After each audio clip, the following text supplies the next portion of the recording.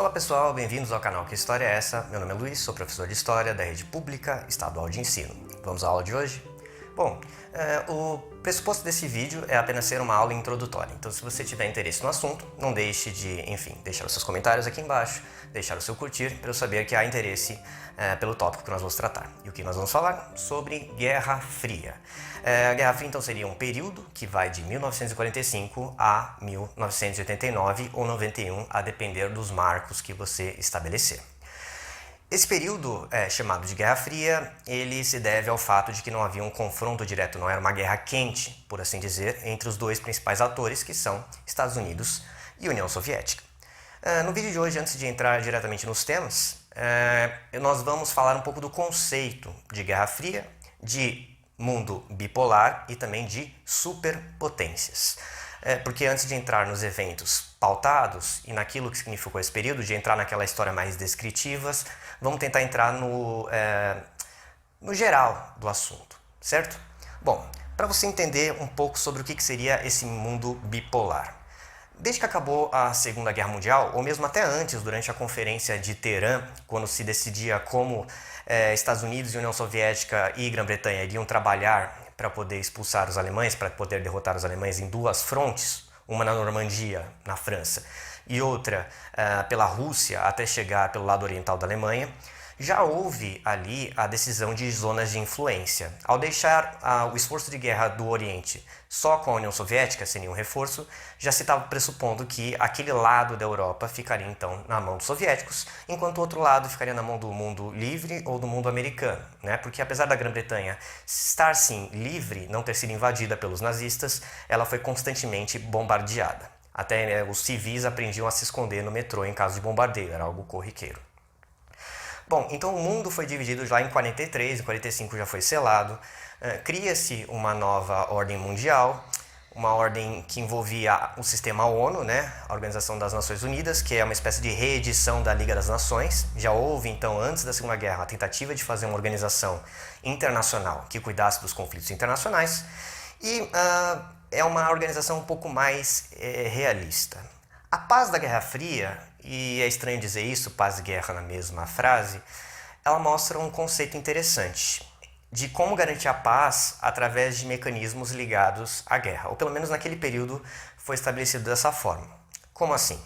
Bom, a Liga das Nações, que é a precursora da ONU, que aconteceu entre a Primeira e a Segunda Guerra Mundial, ela pressupunha que todos os países estariam em paz permanentemente. Qualquer agressão seria vista como ilegal e os atores seriam perseguidos. Era uma burocracia, era idealista e não por menos fracassou, porque limitava o poder de ação do Estado. Quando você assinava o ingresso, você basicamente dizia, eu não vou atacar ninguém, e não tinha nenhuma garantia que ninguém ia te atacar. A ONU ela libera, por assim dizer, a possibilidade de guerra. Você tem um Conselho Geral, a Assembleia Geral, onde todos os países signatários participam, e começaram com algumas dezenas, não mais do que 50 países, e hoje tem 195 países, 193 e 2 observadores.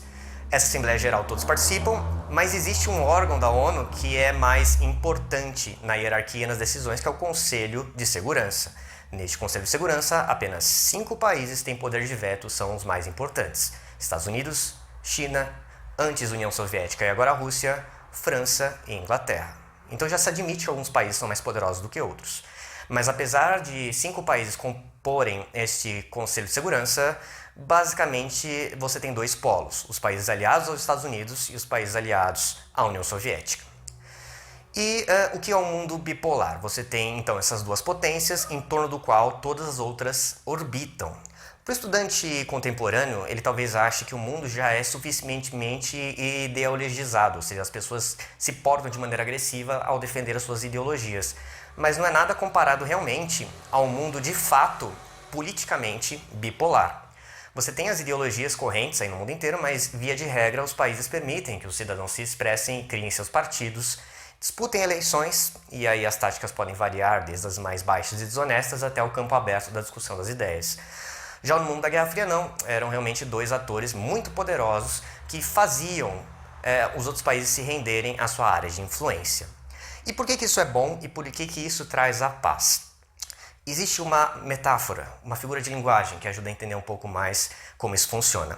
Imagine que você tem um lago um lago pequeno, e você tem dois barcos, duas embarcações muito grandes, e elas precisam manobrar naquele pequeno espaço de terra, daquele pequeno espaço de mar, sem tocar umas às outras. Se as duas se tocarem, vai ser um desastre, porque são duas embarcações, elas são difíceis de manobrar, não sei se você já viu uma grande embarcação, um cargueiro, elas se movem relativamente rápido, mas para manobrar, para virar, isso vai levar tempo. Quanto maior a massa, mais difícil, mais energia você vai exigir para ela mudar de direção.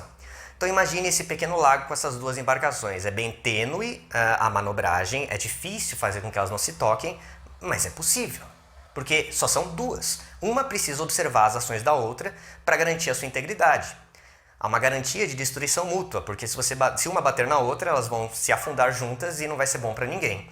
Agora imagine esse mesmo lago. É um espaço amplo, porém relativamente reduzido. Se você tiver apenas duas embarcações gigantescas, agora você, em vez de ter duas embarcações gigantescas, você tem várias embarcações pequenas. Jet skis, veículos de à vela, cada um numa velocidade diferente, cada um numa direção diferente. Tem muito mais espaço livre agora, porém são muito mais atores, cada um querendo uma coisa. Percebe onde eu quero chegar? A Guerra Fria, apesar de ser um período instável, de agressões, de uma ideologia constante e aguerrida bipolarizando o mundo, eram só dois atores que podiam fazer verdadeiramente estrago, por assim dizer, né? Ou que poderiam comandar esse estrago. Enquanto o mundo moderno, que ele tende mais a ser multipolar, ou pelo menos o mundo, principalmente antes da Segunda Guerra, você tinha várias potências, várias lanchas, vários carrinhos, por assim dizer, vários atores, cada um indo numa direção diferente, sendo o conflito, portanto, muito mais provável. Então, ao ter um mundo bipolar, ao invés de um multipolar, como você tinha antes, que você tinha o Império Alemão, o Reich, né? Você tinha o Império Britânico, você tinha os franceses, você tinha o Império Russo, que depois vira a União Soviética, você tinha os americanos. Agora não, agora você só tem dois. Eles são gigantescos, muito poderosos, mas por haverem só dois em vez de muitos, isso acaba garantindo uma paz. Outra coisa que sela essa paz, por assim dizer, é a garantia de destruição mútua, ou Mutually Assured Destruction, né? MAD, que é a sigla em inglês, então, para esse mesmo fator. Como assim? É a questão da bomba atômica. Talvez o maior invento que garantiu a paz mundial depois da Segunda Guerra Mundial tenha sido a bomba atômica. Porque se os Estados Unidos atacasse, agredisse a União Soviética, ele levaria uma bomba atômica em seu território. Talvez ele não perdesse a guerra, mas ele teria uma baixa de civis muito grande. Veja, duas bombas foram construídas ainda quando não se sabia exatamente como fazê-las e aumentar seu poder de destruição. Uma em Hiroshima, outra em Nagasaki, e as destruições foram estimadas em centenas de milhares de mortos. 100 mil e 80 mil, se eu não me engano. Imagine uma bomba atômica melhorada. A cada ano que passava da Segunda Guerra, mais tecnologia era empregada. Em 45, os Estados Unidos testaram suas bombas, em 49, a União Soviética já tinha as suas. Dali para diante, até a década de 70, foram aumentando os países. Você tem Índia, você tem o Paquistão, Israel nega, mas é bem possível que tenha a bomba também.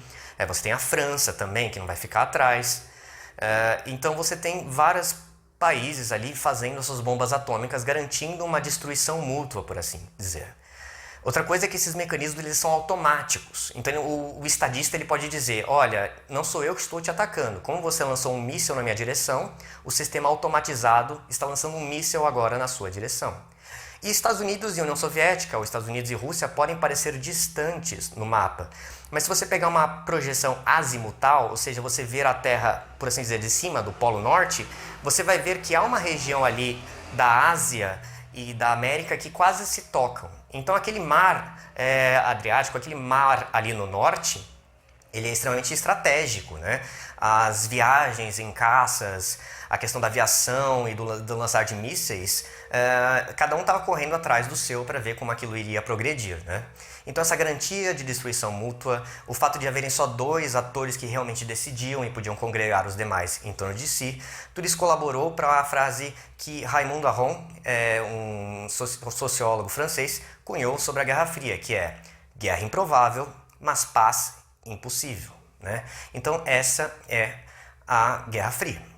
Se você quiser mais detalhes, não deixe de, deixar o seu comentário aqui, farei mais vídeos, quem sabe até uma aula em áudio mais completa, citando todos os eventos da Guerra Fria. Mas isso fica com vocês. Deixe aí a sua sugestão, obrigado por prestar atenção até aqui e tchau.